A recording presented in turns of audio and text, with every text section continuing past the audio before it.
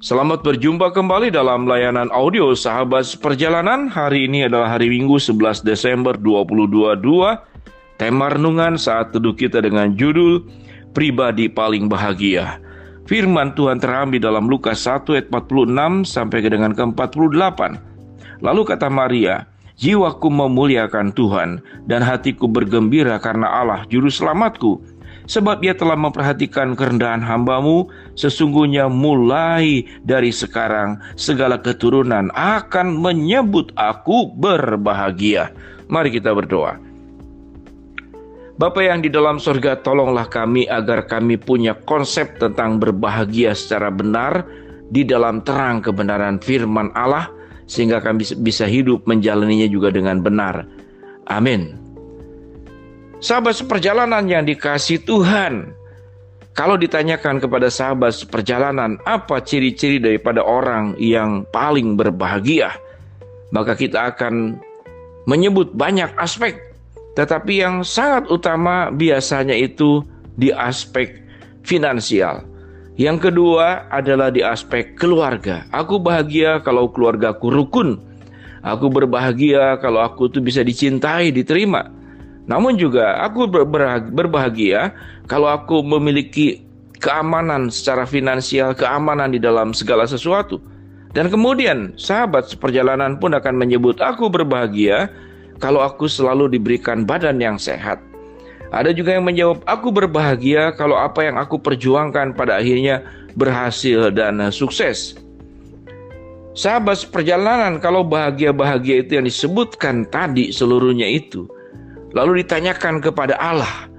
Kalau kita bisa bertanya kepada Allah dan Allah menjawab, "Ya Allah, ya Tuhan, ya Kristus, ya Roh Kudus, apa yang paling berbahagia menurut Engkau ya Tuhan, yang kami sembah, yang kami agung, yang kami muliakan?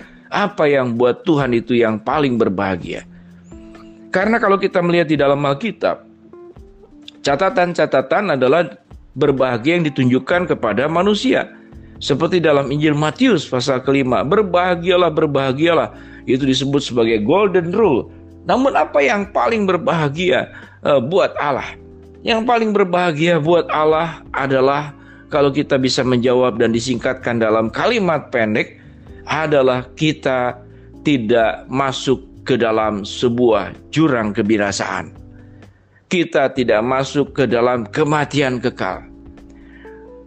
Kurang lebih seperti demikian sahabat seperjalanan. Kalau diringkaskan dalam sebuah kalimat, apa yang paling berbahagia buat Allah? Yaitu hubungan manusia dengan Tuhan tidak pernah terputus. Itu yang paling berbahagia. Di dalam rangka supaya hubungan manusia itu tidak terputus, maka Tuhan kemudian masuk melalui pintu-pintu. Salah satunya adalah melalui kandungan daripada Ibu Maria, wanita yang dipilih oleh Allah untuk melahirkan Sang Juru Selamat. Sesungguhnya ini proses yang lebar, yang besar menjadi sempit. Proses Tuhan yang berada di dalam kedudukan tertinggi harus datang ke dalam dunia. Tetapi itulah yang membahagiakan buat Allah. Sebuah perjuangan dan upaya agar setiap kita masing-masing sahabat seperjalanan manusia, dari mulai yang pertama diciptakan sampai yang terakhir, pada akhir zaman mungkin yang kelahiran yang terakhir. Siapa dia yang kelahiran terakhir? Hanya Tuhan yang tahu. Itu tidak ada satupun yang terputus hubungannya dengan Tuhan. Dalam nyanyian pujian Maria, Maria kemudian merasakan kebahagiaan itu selain yang pertama, bahwa kandungannya dipercayai untuk melahirkan seorang juru selamat.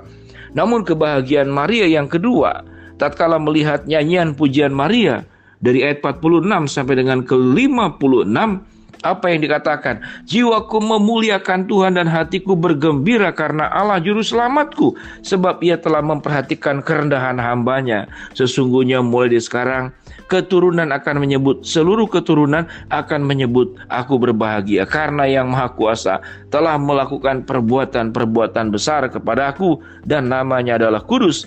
Dan rahmat-Nya turun-temurun atas orang-orang yang takut akan Dia." Ia memperlihatkan kuasanya dengan perbuatan tangannya dan menceraikan orang-orang yang congkak hatinya. Ia menurunkan orang yang berkuasa dari tahtanya dan meninggikan orang-orang yang rendah.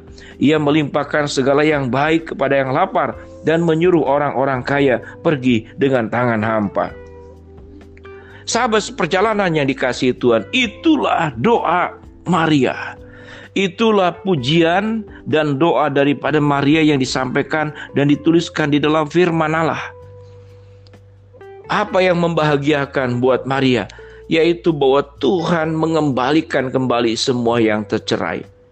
Orang yang sombong, orang yang diceraikan karena kesombongan, orang tercerai terputus dari Allah karena kekayaannya menggelapkan mata, dan firman Tuhan katakan, semuanya itu akan direkatkan kembali, dikembalikan kepada Allah. Karena natur manusia itu tidak bisa hidup tanpa terhubung dengan Tuhan.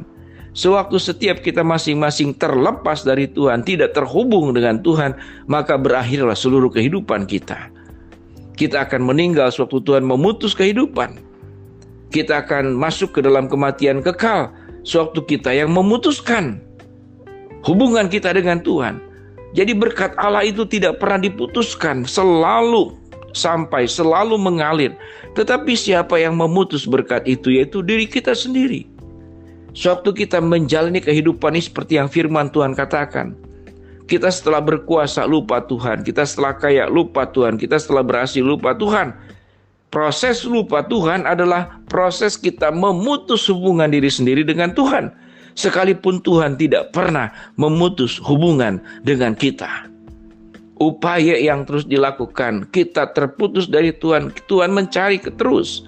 Seperti domba yang sesat, berapa kali kita tersesat, seberapa banyak juga Tuhan akan terus mengambil dan mencari kita, menemukan kita, memangkunya kembali, mengembalikan kembali dalam sebuah hubungan yang lekat dengan Allah. Sungguh luar biasa. Tuhan itu ditolak berkali-kali, ditinggalkan berkali-kali. Sejumlah itu juga Tuhan terus mencari kita dan mengasihi kita, mengembalikan kita ke dalam jalannya. Sahabat seperjalanan yang dikasihi Tuhan, di dalam bulan Desember, suasana Natal, Minggu Advent pertama, kedua, ketiga, keempat, mari kita belajar untuk merenungkan kehidupan setiap kita masing-masing.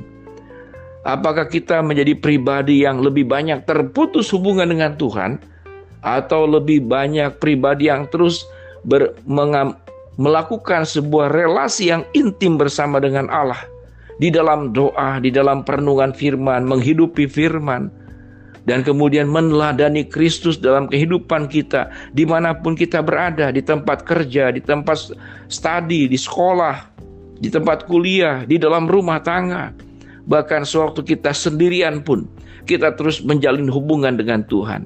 Ada banyak perbuatan dosa justru di dalam kesendirian. Tidak ada yang tahu, hanya dirinya yang tahu, Tuhan dan yang tahu, dan setan yang tahu.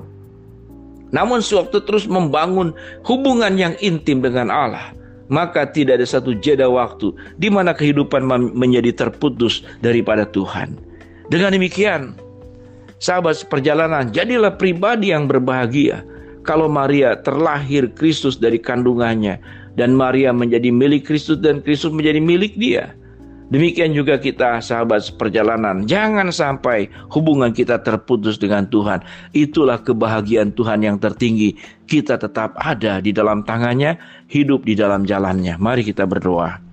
Bapa yang di dalam surga, terima kasih Tuhan terus membangun hubungan dengan kami, agar kami tidak terputus dari Tuhan, dan kami pun berjuang untuk terus melekat dengan Tuhan. Hamba-Mu berdoa buat sahabat seperjalanan yang sedang sakit, Tuhan jamah sembuhkan.